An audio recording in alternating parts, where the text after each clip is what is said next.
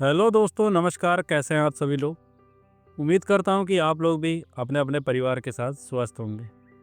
कहानी में आगे बढ़ने से पहले मेरा आप लोगों से निवेदन है कि आप इन सच्ची कहानियों को अपने दोस्तों और परिवारजनों के साथ व्हाट्सएप के माध्यम से शेयर भी ज़रूर किया करिए। पिछले कुछ दिनों से यूट्यूब हमारी कहानियों को बिल्कुल प्रमोट नहीं कर रहा है, और तो और बहुत से लोगों को समय से नई वीडियो के नोटिफिकेशन भी नहीं मिल रहे हैं, जिसके कारण बहुत से लोग नई वीडियो ना आने की शिकायत करते हैं। इसके लिए हम क्या कर सकते हैं? अगर आप लोगों के पास कुछ सुझाव हों तो ज़रूर दीजिएगा। चलिए दोस्तों, आज हम चौगढ़ के आदमखोर कहानी का दूसरा भाग सुनेंगे। पहले भाग में आप लोगों ने सुना था कि जिम कॉर्बेट ने दो में से एक युवा बाघिन को मार डाला था, लेकिन अभी भी मुख्य आदमखोर बाघिन जिंदा थी। इसी कहानी में पिछले भाग में एक बार जिम कॉर्बेट एक गाय की लाश के पास एक बूढ़े तेंदुए को मारने के लिए बैठे थे, जो कई सालों से गांव वालों के पालतू मवेशियों को अपना शिकार बना रहा था। जिम कॉर्बेट जब उस बूढ़े तेंदुए पर गोली चलाने ही वाले थे, तभी एक आदमी जिम कॉर्बेट के पास दौड़ता हुआ आया और उसने बताया कि उस आदमखोर बाघिन ने एक और लड़की को मार डाला है। जिम कॉर्बेट ने उस बूढ़े तेंदुए को जिंदा छोड़ दिया था और वो गांव में लौट आए थे। वो लड़की जो बाघिन के हमले में बेहोश हो गई थी, वो खुद गांव में लौट आई थी। ये लड़की पूरे खून से लथपथ थी। गांव वाले लड़की के चारों तरफ घेरा बनाकर खड़े हुए थे और वो सोच रहे थे कि वो लड़की कुछ ही मिनट में मर जाएगी, और उसके बाद जिम कॉर्बेट उस लड़की की लाश को उसी जगह पर रखवा देंगे जहाँ पर बाघिन ने उस लड़की पर हमला किया था। और जब वो बाघिन अपने शिकार पर वापस लौटेगी, जिम कॉर्बेट उसे मार देंगे। ये सारी बातें वो लोग उस घायल लड़की के सामने ही कर रहे थे। जिम कॉर्बेट उस भीड़ को चीरते हुए जब उस लड़की के सामने पहुंचे, तब वो लड़की जिम कॉर्बेट को देखे जा रही थी। यहाँ तक की कहानी आप लोगों ने पिछले भाग में सुन ली थी। इसके बाद की कहानी जिम कॉर्बेट की जुबानी। खून से लथपथ वो लड़की जब मुझे देखे जा रही थी, तब मुझे ऐसा लग रहा था जैसे वो मुझसे मदद मांगने की कोशिश कर रही है। मुझे भी लग रहा था कि ये लड़की कुछ ही देर में मर जाएगी, लेकिन मैं उसे बचाने के लिए आखिरी प्रयास करना चाहता था। वो भीड़ जो लड़की को घेरे हुई थी, मैंने उस भीड़ को गुस्से में पीछे हटने के लिए कहा, ताकि लड़की को ताज़ा हवा मिल सके। मैंने कुछ औरतों को पानी गर्म करने के लिए कहा। उसके बाद मैंने अपनी कमीज़ को फाड़ डाला। मैं अपनी कमीज़ को फाड़कर पट्टियाँ बना लेना चाहता था। मैंने एक छोटी लड़की को जल्दी से एक कैंची ढूंढकर लाने के लिए कहा। थोड़ी देर बाद जब वो लड़की वापस लौटी, तब उस लड़की ने बताया कि पूरे गांव में एक ही कैंची थी, और ये कैंची एक दर्जी के घर में मिली थी, और वो दर्जी कई साल पहले ही मर चुका था। उसकी विधवा बीवी उसकी कैंची से आलू खोदने का काम करती थी। वो कैंची किसी काम की नहीं थी। जैसे तैसे अपनी कमीज को फाड़कर मैंने पट्टियाँ बना ली। दूसरी तरफ पानी गर्म हो चुका था। मैंने उस लड़की के घावों को साफ करना शुरू किया। उस लड़की के शरीर पर दो बड़े घाव थे, जिनमें से एक आंखों के बीच से शुरू होकर सर पर होता हुआ नीचे गर्दन तक गया था, जिससे उसकी खोपड़ी दो भागों में बंटकर लटक गई थी, और दूसरा घाव लड़की के माथे से होते हुए कान तक चला गया था। इन दोनों घावों के अतिरिक्त लड़की के पेट और छाती पर भी कई सारे गहरे घाव हुए थे। मेरा एक डॉक्टर मित्र था, जिसे मैं एक बार बाघ के शिकार पर अपने साथ ले गया था। उस समय उसने मुझे एक पीले रंग की तरल दवाई की शीशी दी थी। उसने मुझे सलाह दी थी कि जब भी मैं शिकार पर जाऊं, तब इसे अपने साथ शिकार पर ले जाऊं। एक साल से मैं उस दवाई को अपने जैकेट के भीतरी जेब में रखकर जंगल में ले जाता रहा था। उस शीशी में भरी दवाई को मैंने उस लड़की के घाव पर उड़ेल दिया। उसके बाद मैंने उसके घाव पर पट्टी बांध दी, ताकि उसकी खोपड़ी लटके नहीं। जब मैंने लड़की के प्रत्येक घाव पर मरहम पट्टी कर दी, तब उस लड़की को उठाकर उसके घर पहुंचा दिया गया। जब मैं घर में घुसा तब मैंने देखा कि एक नवजात बच्चा एक टोकरी में लटक रहा था और वो भूखा होने के कारण रो रहा था। ये बच्चा उसी बेबस लड़की का था। वो बच्चा अपनी माँ के दूध के बिना कैसे जिंदा रहेगा, ये सवाल मैंने मेरे पीछे आ रही दूसरी औरतों पर छोड़ दिया। उसके बाद मैं उस घर से बाहर निकल गया। 10 दिन बाद नैनीताल अपने घर वापस लौटने से पहले शाम को जब मैं उस लड़की को अंतिम बार देखने गया तो पाया कि वो लड़की अपने घर की चौखट पर बैठी हुई थी और बच्चा उसकी गोद में सोया हुआ था। उस लड़की के घाव ठीक होने लगे थे। ये एक चमत्कार ही था। जब मैं इस लड़की के घर से उसकी मरहम पट्टी करके बाहर निकला था तभी मेरा एक आदमी बकरा ले आया था। उस लड़की के खून के निशानों का पीछा करने से मुझे वो जगह मिल गई जहाँ पर उस लड़की पर हमला हुआ था। उसी जगह के पास मैंने वो बकरा बंधवा दिया। उसके बाद मैं एक छोटे बाज के पेड़ पर चढ़ गया। आसपास के क्षेत्र में यही एक पेड़ था। मैंने रात भर जागने के लिए सारी तैयारियां कर ली। मैं इस पेड़ पर सो नहीं सकता था क्योंकि मैं ज़मीन से कुछ ही फुट ऊपर था और इस बाघिन को अभी तक रात का भोजन नहीं मिल पाया था, इसलिए वो भूखी थी। लेकिन उस पूरी रात ना तो मुझे वो बाघिन दिखाई पड़ी, ना ही उसके बोलने की आवाज़ ही कहीं से सुनाई दी। अगले 2 दिनों तक आसपास के गाँव में शांति बनी रही। लेकिन तीसरे दिन मुझे कुछ लोगों ने सूचना दी कि नरबख्शी ने डालकानिया के पश्चिम में 5 मील दूर बसे लोहाली गांव में एक आदमी को मार डाला है। मेरे वहां पहुंचने की तैयारी जल्द ही पूरी हो गई और दोपहर के वक्त अपने साथ 4 रास्ता दिखाने वाले आदमियों को लेकर मैं वहां के लिए रवाना हो गया। हमें 2 मील तक बहुत खड़ी चढ़ाई चढ़नी पड़ी। तब वहां पहुंचने के बाद जब हम एक पहाड़ी के शिखर पर खड़े थे तब मैंने कुछ देर वहीं रुकने का मन बनाया ताकि हम कुछ देर सुस्ता सकें। जब मैं सिगरेट पी रहा था तभी मेरे साथियों ने मुझे एक जगह की तरफ इशारा करके बताया कि वहाँ पर एक छोटी सी खंडहरनुमा झोपड़ी है जिसके चारों तरफ कांटों का एक गोल घेरा बनाया हुआ था। झोपड़ी के बारे में पूछने पर उन लोगों ने मुझे बताया कि 4 साल पहले एक भोटिया आदमी यहाँ पर सर्दियों में गुड़, नमक और अन्य वस्तुएं लाकर बेचता था। उसके बाद उसने यहीं पर अपनी झोपड़ी बना ली। उसने कुछ बकरियां भी पाल ली थी और वो अपनी बकरियों को जंगल में चराने के लिए ले जाता था। कुछ हफ्ते बाद उसकी बकरियां मनमाने ढंग से जंगल में चरने लगी। जब उन बकरियों ने हमारी फसलों को नुकसान पहुंचाया तब हम इस झोपड़ी पर अपनी शिकायत लेकर पहुंचे थे। लेकिन यहाँ पहुंचने पर हमने देखा कि ये झोपड़ी खाली पड़ी थी। उस आदमी का भोटिया कुत्ता जो जंजीर से बांधा गया था वो जंजीर में ही बंधा मरा पड़ा था। उसके शरीर पर गहरे घाव के निशान थे जिससे ये तो पता चल रहा था कि यहाँ पर किसी जंगली जानवर ने उत्पात मचाया है। अगर ये भोटिया कुत्ता जंजीर से नहीं बंधा होता तब वो उस बाघिन से निपट लेता। भोटिया कुत्ते बहुत हिम्मती होते हैं। हम झोपड़ी में घुसे लेकिन फिर भी हमें वो आदमी नहीं मिला। कुछ महीनों बाद हमें उस व्यक्ति का बचा कुचा शरीर और हड्डियाँ जंगल में मिली। खास बात यह थी कि यह आदमी चौगढ़ के नरबख्शी का पहला शिकार था। इसके बाद ही चौगढ़ के नरबख्शी ने और लोगों को शिकार बनाना शुरू किया था। इस कहानी को सुनने के बाद मुझे इस बाघिन के द्वारा मारे गए पहले शिकार के बारे में जानने को मिला। इस कहानी को सुनने के बाद हम लोग फिर से अपने आगे की यात्रा के लिए चल पड़े। हमें जितना चलना था अभी हम उस दूरी का आधा ही चल पाए थे। तभी मुझे एकदम से लगा जैसे कोई हमारा पीछा कर रहा है। मैं ये बताने में असमर्थ हूँ कि मुझे ऐसा क्यों लगा था।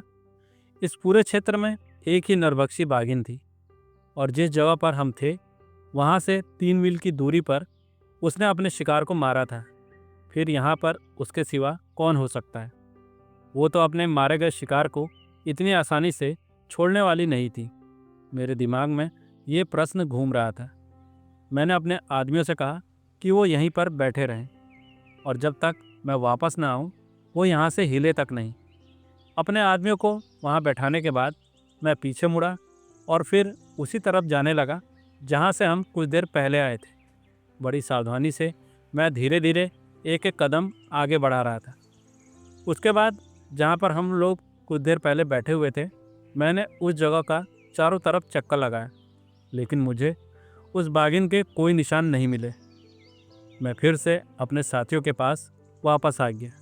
आगे बढ़ने पर एक मुलायम गीली ज़मीन पर मुझे उस नरभक्षी के ताज़ा फुटप्रिंट्स देखने को मिले।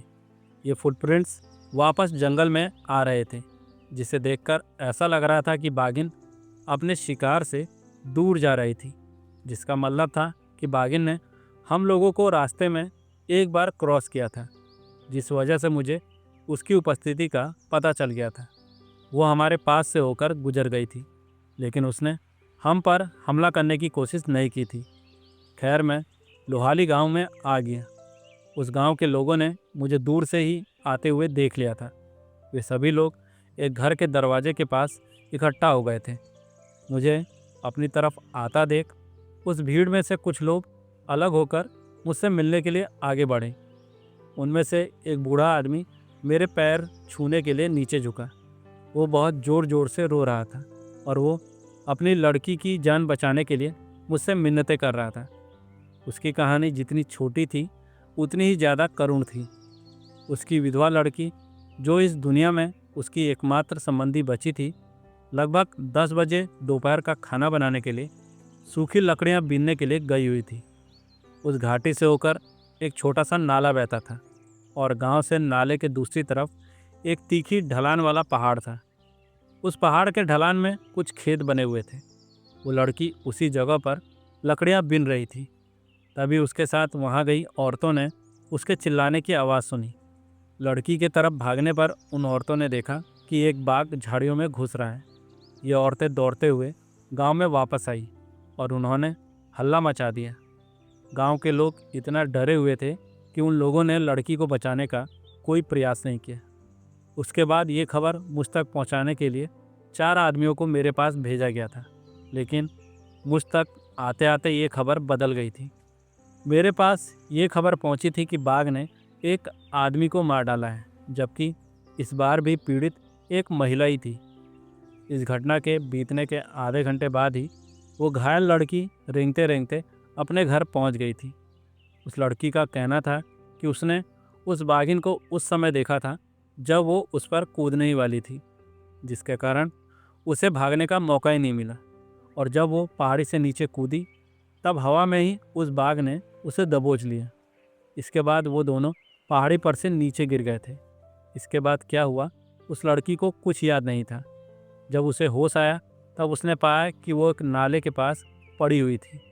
वो मदद के लिए चिल्ला भी नहीं सकती थी, क्योंकि उसे डर था कि आसपास ही वो नरभक्षी बाघिन है।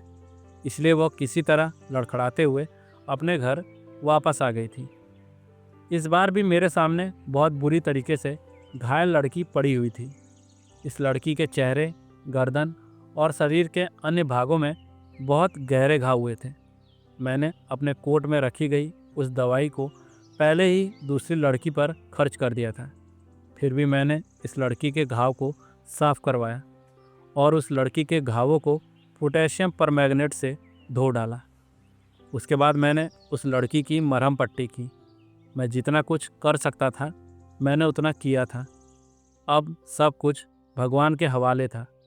गांव वालों का कहना था कि मैं इस कमरे में ही रुकूं जहां पर वो घायल महिला पड़ी हुई थी, लेकिन मैं पूरी रात उस महिला को रोते बिलखते नहीं देख सकता था। इसलिए मैंने वो रात खुले में बिताने की सोची। जिस जगह पर यह घटना घटी थी वहीं पर एक बड़ा सा पीपल का पेड़ था, जिसके चारों तरफ एक चबूतरा बनाया गया था। उस चबूतरे पर कपड़े उतार कर मैंने नाले में जाकर स्नान किया, और जब हवा ने तौलिए का काम पूरा कर लिया, उसके बाद कपड़े पहनकर मैं फिर से एक रात खुले में बिताने के लिए तैयार हो गया। मैंने चबूतरे पर बैठकर उस पीपल के पेड़ पर अपनी पीठ टिका दी और अपने पैरों के पास राइफल रखकर वहीं पर रात बिताने लगा। आधी रात के करीब पास के घर से आ रही रोने धोने की आवाज़ से मुझे ये पता लग गया कि वो घायल औरत मर चुकी है। इन दोनों घायल औरतों के साथ घटित हुई घटनाओं से ये पता चलता था कि ये बुढ़िया बाघिन अपने शिकार को मारने के लिए ज़्यादातर अपने बच्चों पर निर्भर थी। अपने बच्चे के मर जाने के बाद वो अपने शिकार को मार नहीं पा रही थी। इन घटनाओं से मुझे ऐसा लग रहा था कि अब इस क्षेत्र में बहुत सारे लोग इस बाघिन द्वारा घायल किए जाएंगे। मेरी छुट्टियों के दिन खत्म हो चुके थे और मेरे पास सिर्फ एक हफ्ता ही बचा था। अगले सप्ताह तक मैं वहीं रुका रहा। उसके बाद मैंने शनिवार के एक दिन घोषणा कर दी कि मैं सोमवार को यहाँ से चला जाऊँगा। यहाँ मुझे आए 1 महीना हो गया था। खुले तंबू में रातें बिताने और जंगल में इस डर के साथ कि वो नरभक्षी मुझ पर कभी भी हमला कर सकता है, मेरे दिमाग पर काफ़ी गहरा प्रभाव डाला था। गांव वालों ने जब ये सुना तब वो लोग मुझसे मिन्नतें करने लगे कि मैं यहाँ से ना जाऊँ, लेकिन मैंने उन लोगों से वादा किया कि मैं जल्द से जल्द समय निकालकर यहाँ पर वापस आ जाऊँगा। रविवार के दिन जब मैं नाश्ता कर चुका था तब वहाँ का प्रधान मुझसे मिलने आया और उसने मुझसे निवेदन किया कि मैं जाने से पहले उसके गांव के लोगों के लिए कुछ शिकार मारता जाऊं। उनका ये निवेदन मैंने बड़ी खुशी से मान लिया। आधे घंटे बाद उस गांव के 4 लोगों को अपने साथ लेकर मैं शिकार पर निकल पड़ा। मेरे साथ शिकार पर जाने वाले आदमियों में एक बहुत अधिक लंबा लंगड़ा व्यक्ति था जो हमेशा मुझे अपनी और नरभक्षी के साथ हुई भिड़ंत का किस्सा सुनाया करता था। ये किस्सा उसने मुझे इतनी बार सुनाया था कि मैं नींद में भी उस किस्से को दोहरा सकता था। उसका वो किस्सा कुछ इस प्रकार था कि वो आदमी अपने 8 साल के बेटे के साथ जंगल में घास काटने गया हुआ था। जब इन लोगों ने काम लायक घास काट ली और ये आदमी जब अपना घास का गट्ठर बांध रहा था तभी उसके ऊपर बाघ कूद पड़ा था। बाघ ने अपने दांत उस आदमी के चेहरे पर गड़ा दिए थे। उसका वजन पड़ते ही वो आदमी पीछे की तरफ गिर पड़ा। उसके गिरते ही बाघ उसके ऊपर चढ़ गया। उसके बाद उस आदमी ने अपने दोनों पैर बाघ के पेट पर लगाकर जोर से धक्का लगाया और वो बाघ दूर जा गिरा। उस आदमी का लड़का इतना ज़्यादा डर गया था कि वो भाग भी नहीं पाया। जब वो बाघ वहाँ से चला गया तब ये आदमी अपने बेटे के साथ खुद ही पैदल चलकर अपने घर वापस लौट आया था। उस आदमी के चेहरे के निशान बता रहे थे कि ये टकराव सचमुच बहुत भीषण था। वो आदमी कह रहा था कि उस दिन मुझे इतना दर्द हो रहा था कि मैं चाहता था कि मैं मर जाऊं, लेकिन ना जाने कैसे मेरे घाव एक बार एक ठीक हो गए। अपनी कहानी सुनाते हुए वो मुझसे बोला कि साहब, आप ये मत सोचिए कि यहाँ पर कोई आदमखोर बाघ या बाघिन है। यहाँ कोई बाघ या बाघिन नहीं है, बल्कि एक भूत है जिसे समय समय पर आदमियों के मांस की ज़रूरत होती है। ये बुरी आत्मा थोड़ी देर के लिए जानवर का रूप ले लेती है। कोई सामान्य शिकारी उस आत्मा को नहीं मार सकता है, लेकिन मुझे पता है कि आप उस बुरी आत्मा से निपट लेंगे, क्योंकि लोगों का कहना है कि आप एक साधु हैं और साधु बुरी आत्माओं से लोगों की रक्षा करते हैं। आप 3 रातों तक अकेले जंगल में घूमते रहे थे। ऐसा कोई आदमी नहीं कर सकता है। उस आदमी का ये किस्सा सुनते हुए हम लोग उस जगह पर पहुंच गए जहां पर बहुत सारी पहाड़ी भेड़, जिसे पहाड़ी में घुरल भी कहा जाता है, चर रहे थे। मैंने एक घुरल को निशाना बनाया। मेरी गोली लगते ही वो घुरल वहीं पर गिर पड़ा। कुछ मिनट के भीतर ही मैंने 2 घुरल मार गिराए थे। मैंने अपने आदमियों को दोनों घुरल को उठाने के लिए भेज दिया। शाम के 3 बज चुके थे, इसलिए अब हम लोग अपने गांव की तरफ लौट पड़े। मैंने नैनीताल वापस लौटने के लिए अपनी तैयारियां पूरी कर ली थी। मुझे अगली सुबह ही नैनीताल वापस लौटना था। मैंने अपने आदमियों से कह दिया था कि वो एकदम सुबह ही वहाँ के लिए निकल पड़े, परंतु मैं अपने आदमियों के साथ नहीं जाने वाला था। मैं अकेले ही उन क्षेत्रों से होकर गुजरना चाहता था जहाँ पर वो बाघिन हो सकती थी। मैंने अपने आदमियों को सुरक्षित रास्ते से नैनीताल वापस भेज दिया और मैं खुद अकेले अपने सफ़र पर निकल पड़ा। इस बार मैं उस रास्ते से वापस नहीं लौट रहा था जिस रास्ते में यहाँ आया था। पिछले 1 हफ्ते से बाघिन ने किसी भी आदमी को अपना शिकार नहीं बनाया था, जिसके कारण मुझे रास्ते में और सावधान होकर चलना पड़ रहा था, क्योंकि वो बाघिन बहुत भूखी थी और कहीं भी हो सकती थी। प्रत्येक झाड़ी को देखने पर ऐसा लग रहा था जैसे उसके अंदर वो बाघिन छुपी है, लेकिन हर बार मैं गलत साबित होता। लगभग 1 घंटे चलने के बाद अब मुझे ऐसा लगने लगा कि मैं आदमखोर बाघिन के क्षेत्र से बाहर आ गया हूँ। जब हम एक छोटे से पानी के ताल के बगल से गुजर रहे थे, तभी मेरे मन में उत्सुकता हुई कि मैं उस ताल के किनारे गीली मिट्टी पर जानवरों के पैरों के निशानों को देखूं, जिससे मुझे ये पता चले कि यहाँ पर कौन कौन से जानवर पानी पीने आते हैं। जब मैं उस ताल के किनारे मुलायम मिट्टी का निरीक्षण कर रहा था, तब मुझे वहाँ पर हिरण, सांभर, भालू आदि के पैरों के निशान दिखाई दिए। थोड़ा और जांच करने पर मैंने पाया कि वहाँ पर उस आदमखोर बाघिन के पैरों के निशान भी थे। मैं उस आदमखोर बाघिन के पैरों के निशानों को भली भांति पहचानता था। उन पैरों के निशानों को देखने से ये पता चल रहा था कि ये बाघिन भी उसी रास्ते यहाँ तक पहुँची थी जिस रास्ते में यहाँ आया था, और ये निशान एकदम ताज़ा थे। ये बाघिन कुछ देर पहले ही यहाँ पर मौजूद थी। शायद हम लोगों को यहाँ आता देख ये वहाँ से बाएं तरफ घने जंगल में छुप गई थी।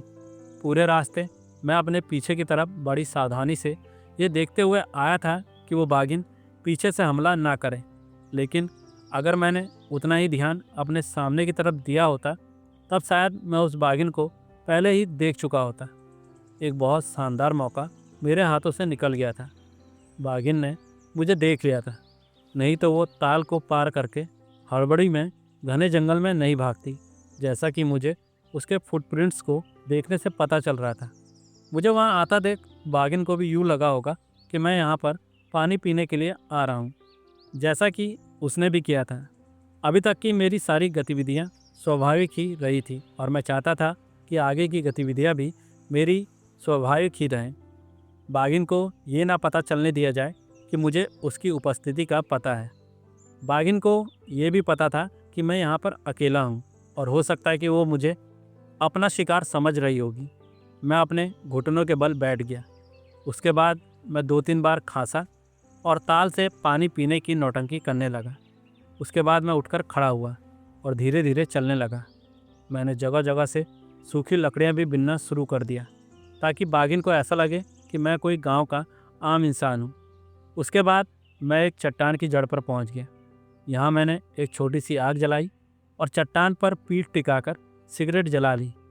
जब सिगरेट पूरी तरह से ख़त्म हो गई तब मैं वहीं पर लेट गया और अपनी राइफल के घोड़े पर अपनी उंगली रखकर सोने की नौटंकी करने लगा।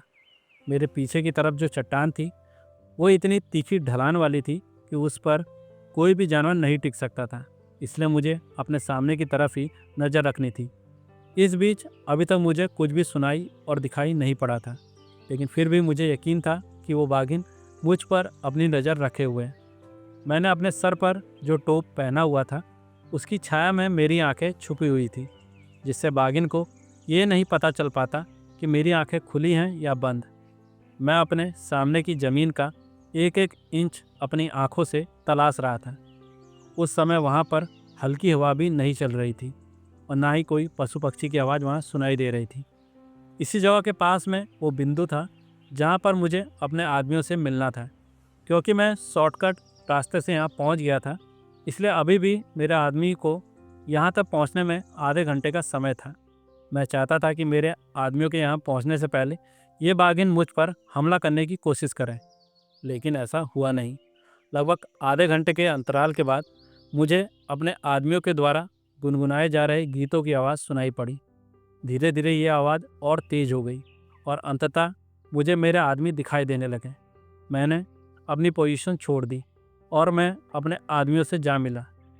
अपने नैनीताल वापसी के सफ़र का यह अंतिम मौका मेरे हाथ से निकल चुका था। मैंने अपने आदमियों के साथ बैठकर वहीं कुछ देर आराम किया और फिर हम लोग अपने घर की वापसी की यात्रा पर आगे बढ़ गए। मेरा आदमी मेरा आगे चल रहे थे ताकि मैं पीछे से उन लोगों को सुरक्षा प्रदान कर सकूं। 2 मील चलने के बाद मैंने एक आदमी को भैंस चराते हुए देखा। मैंने उस आदमी को सचेत कर दिया कि कुछ देर पहले ही मैंने उस नरभक्षी बाघिन के ताज़ा फुटप्रिंट्स देखे थे। हो सकता है कि वो बाघिन इसी तरफ आए, इसलिए वो अपनी भैंसों को वापस घर लेकर चला जाए। नहीं तो हो सकता है कि वो बाघिन उसको नहीं तो उसकी भैंसों को नुकसान पहुंचा सकती है। उस आदमी ने कहा कि वो यहाँ पर अकेला नहीं है, पास में ही उसके कुछ और साथी हैं जो अपने जानवरों को चरा रहे हैं और वो अपने साथियों के साथ कुछ ही देर में अपने गांव वापस लौट जाएगा। उस आदमी को सचेत करने के बाद मैं अपनी आगे की यात्रा पर बढ़ गया। उसके बाद उस आदमी के साथ क्या हुआ ये मुझे कुछ महीने बाद पता चला। मैं और मेरे आदमियों के वहाँ से निकलने के बाद वो आदमी मुझे तब तक देखता रहा था जब तक कि मैं उसकी आंखों से ओझल नहीं हो गया। उसके बाद उसने मेरे द्वारा दी गई सिगरेट को जलाने की सोची। चूंकि हवा चल रही थी इसलिए वो नीचे झुककर अपने दोनों हाथों से माचिस की तिल्ली को हवा से बचाते हुए सिगरेट को सुलगाने लगा। तभी उसे ऐसा लगा कि उसके दाहिने कंधे पर किसी ने हाथ रखा है। पहले तो उसे लगा कि उसके किसी साथी ने ही उसके कंधे पर हाथ रखा है। थोड़ी देर पहले ही मैं भी उस जगह से अपने साथियों के साथ गुजरा था, तो उसे ये भी लगा कि हो सकता है कि मैंने ही उसके कंधे पर हाथ रखा है। लेकिन दुर्भाग्य से वो हाथ मेरा नहीं था। उसने झटके से पीछे मुड़कर देखा तो बागिन उसके पीछे खड़ी थी, जो उसे मारने ही वाली थी। वो डर के मारे चिल्ला पड़ा। पास में ही उसके कुछ साथी मौजूद थे। जब उसके साथियों ने उस आदमी और बागिन की आवाज़ सुनी तब वो तेज़ी से हल्ला मचाते हुए अपने साथी को बचाने के लिए दौड़ पड़े। इतने सारे लोगों को अपनी तरफ आता देख ये बागिन वहाँ से खिसक ली, लेकिन जाते जाते वो उस आदमी को घायल कर गई थी। उस आदमी के साथियों ने उसे कैसे भी एक भैंस की पीठ पर चढ़ा दिया और उन भैंसों के साथ साथ वो आदमी अपने घर पहुंच गया। गांव वालों ने जितनी अच्छी तरह से वो कर सकते थे उसके जख्मों को बांध दिया और वहां से 30 मील दूर उसे हल्द्वानी अस्पताल ले गए, जहां भर्ती किए जाने के कुछ समय बाद वो मर गया। इस आदमी के मरने की खबर मैंने तब सुनी जब मैं दूसरी बार इस आदमखोर का शिकार करने वहां पहुंचा था। एक बार फिर से इस बागिन ने एक व्यक्ति को घायल करके ही छोड़ दिया था। यह बागिन अपने शिकार को पूरी तरीके से मार नहीं पा रही थी। आगे जिम कॉर्बेट इस बागिन को मारने के लिए वहाँ कब पहुँचे और कैसे उन्होंने इस बागिन को अपने जाल में फंसाया, ये आपको कहानी के अगले भाग में ही पता चल पाएगा। उम्मीद करता हूँ कि आप लोगों को आज का ये भाग भी ज़रूर पसंद आया होगा। चलिए दोस्तों, मिलते हैं अगले सप्ताह कहानी के अगले भाग में। तब तक के लिए नमस्कार, शुभ रात्रि।